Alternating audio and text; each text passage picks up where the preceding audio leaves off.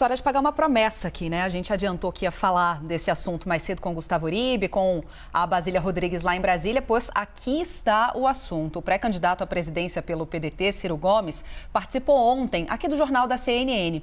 Ao ser perguntado pelo analista Caio Junqueira se ele poderia desistir da disputa presidencial, Ciro descartou essa possibilidade e disse que é candidato porque é necessário. Vamos acompanhar. Ciro, tem havido muita pressão, você sabe disso, pela sua desistência, né? E acho que esse resultado do Datafolha mostra isso, porque grande parte dos seus votos, das suas intenções de voto, migrariam, em tese, para o ex-presidente Lula, o que ampliaria a chance dele ganhar em primeiro turno. De 0 a 10, alguma chance de você não ser candidato neste ano? Eu ia anteceder a escala de 0 a 10 perguntando se você tem um dicionário para eu entender que é essa palavra que você acabou de falar aí. Eu não sei que palavra é essa, não está no meu dicionário. Mas voltando a falar sério, eu não sou candidato porque é fácil, porque sou favorito, porque tem uma estrada folgada para ser o grande ungido das massas brasileiras. Não, eu tenho modéstia, eu piso no chão com muita paciência e parcimônia e humildade. Cada dia mais com os meus cabelos brancos, nessa briga que tem os cabelos, quem corre mais para ficar careca, o cabelo branco. Eu sei muito bem que a estrada que está pela frente é muito dura, muito difícil. Mas eu sou candidato porque é necessário. Pense o povo brasileiro se nós virmos uma eleição resolvida no primeiro turno, em que a discussão parece que nós estamos nos anos 30, sabe? Contra o comunismo e contra o fascismo. Bom, vamos conversar com o Gustavo Uribe, então, nosso analista, para saber se ele encontra no dicionário cirista a palavra desistência. Tem gente procurando, né, Uribe? Eu encontro a palavra mágoa, viu, Colombo? E isso tem bastante. Na campanha lá de 2018, chegou a se pensar na possibilidade de Ciro ser o candidato e Fernando Haddad vice. Houve conversas nesse sentido, mas aí o PT acabou querendo, na postura hegemônica do PT de sempre lançar candidatura, lançar o nome de Fernando Haddad. E aí Ciro naquela época dizia que se o nome fosse do ex-presidente Luiz Inácio Lula da Silva, poderia haver uma composição, ou seja, Ciro vice de Lula. O cenário mudou, houve troca de farpas dos dois lados e agora chegamos à campanha deste ano. Há uma pressão no campo da esquerda muito grande para Ciro Gomes desistir, ainda mais depois da pesquisa de ontem, mostrando que nos votos válidos, ou seja, no Datafolha, tirando brancos e nulos, Lula chegaria a 54%, podendo liquidar a fatura no primeiro turno, e Ciro aparece com 8%. Mas a pesquisa Datafolha também mostra que de cada 10 eleitores de Ciro, 4, caso ele deixasse a disputa, iriam então para Lula, garantindo assim, ajudando para que Lula ganhe eventualmente em um primeiro turno. Então a pressão no campo da esquerda tem sido muito grande, mas Ciro já construiu um discurso de sair candidato de qualquer jeito, como ele fez em 2018, nem que ele tenha de sair numa candidatura puro sangue, com o nome do PDT como vice. E ele, naquela disputa, também foi bastante criticado, porque no segundo turno ele acabou não apoiando Fernando Haddad, viajou a Paris e sumiu. Mas ele disse que, numa das falas que ele fez, ele disse que em Bolsonaro não votaria. Resta saber como ele vai se posicionar agora. Ele já antecipou em uma entrevista à imprensa de que não apoiará nenhum dos dois caso a disputa vá para o segundo turno. Então a pressão sobre Ciro Gomes tem sido muito grande, mas ele tem resistido.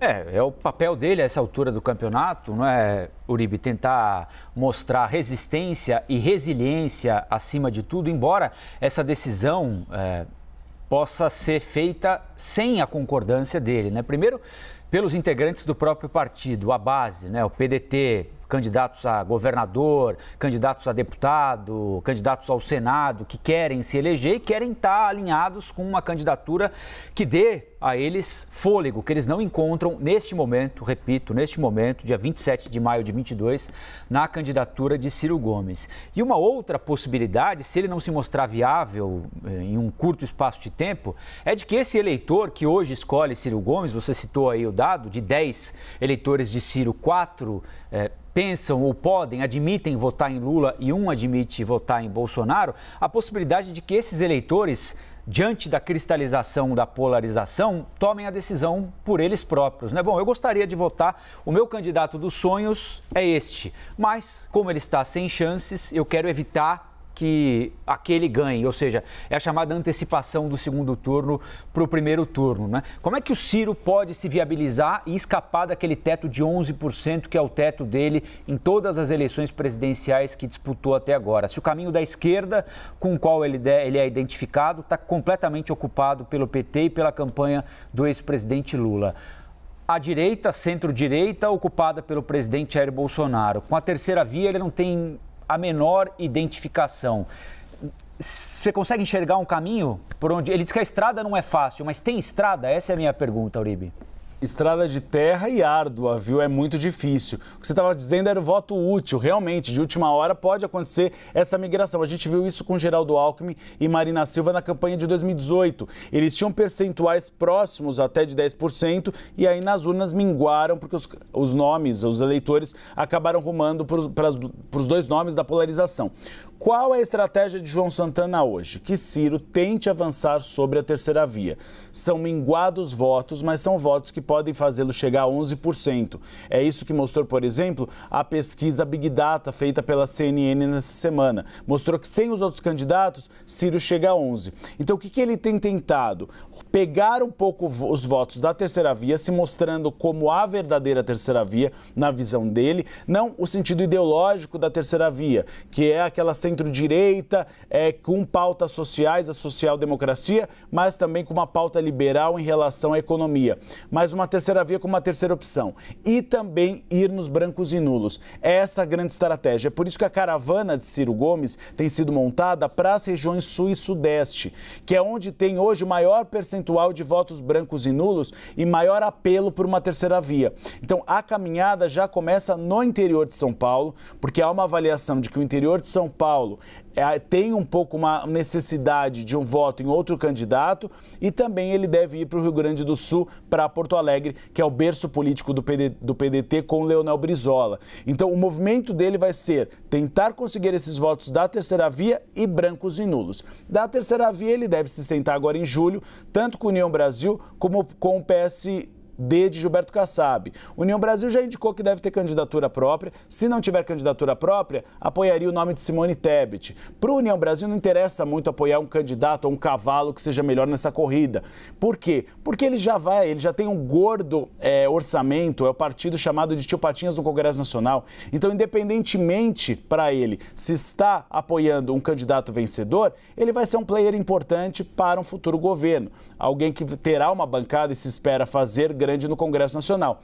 E o PSD de Gilberto Kassab deve ficar neutro neste primeiro turno. Foi uma conquista do ex-presidente Luiz Inácio Lula da Silva, numa negociação com Gilberto Kassab, de não apoiar Ciro Gomes, não apoiar ninguém, para em um segundo turno, eventual segundo turno, apoiar Lula.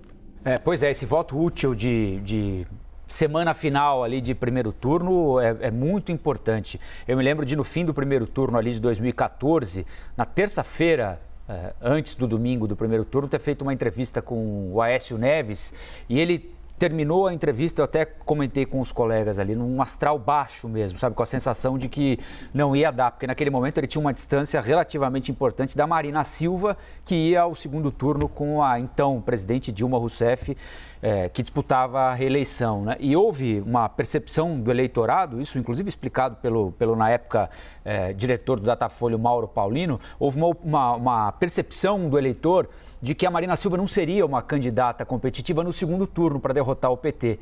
Aécio, sim. E daquela terça-feira até o domingo houve a virada, o Aécio conseguiu passar a Marina, foi ao segundo turno e foi realmente um candidato muito competitivo, tanto é assim que a ex-presidente Dilma Rousseff venceu aquela eleição por uma diferença relativamente pequena de votos. Então, é o que o William Vac ressaltou aqui mais cedo, né? A pesquisa é importante para a gente entender o momento. Agora, até o dia 2 de outubro, minha gente, especialmente naquela semana final ali, olha, pode acontecer um mundo de coisas e nós estaremos aqui, tomara, para te contar.